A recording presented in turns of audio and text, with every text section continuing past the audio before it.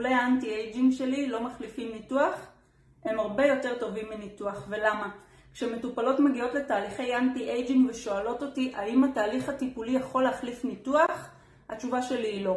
ניתוח יכול לעשות מתיחה לעור, בין אם מדובר במתיחת פנים או הרמת אפיים, אבל הוא לא באמת הפתרון הבלעדי אם העור שלך מאוד מאוד לא מטופל.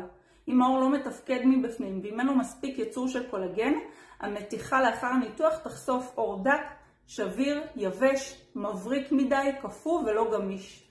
הניתוח לא באמת יטפל בגוון, לא באיכות המרקם, בנגבוביות, בגבשושיות, בכתמים ובכל מה שנמצא על העור.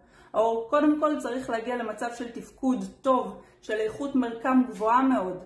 ואז אם את עדיין חולמת על ניתוח, מה שבדרך כלל דוחים אותו בכמה שנים טובות כשהעור מטופל היטב, אבל אם זה עדיין החלום שלך, אני אהיה שם כדי להכין את העור למצב האיכותי והטוב ביותר שניתן להגיע אליו. וגם כמובן כדי להמשיך לתמוך ולשמור על התוצאה לאחר הניתוח למשך שנים רבות מאוד. ברוב המוחלט של המקרים אין שום צורך בניתוח אחרי הליך אנטי-אייג'ינג כשמטפלים נכון בעור הפנים. לשאלות בתחום האנטי-אייג'ינג שלחי לי הודעה.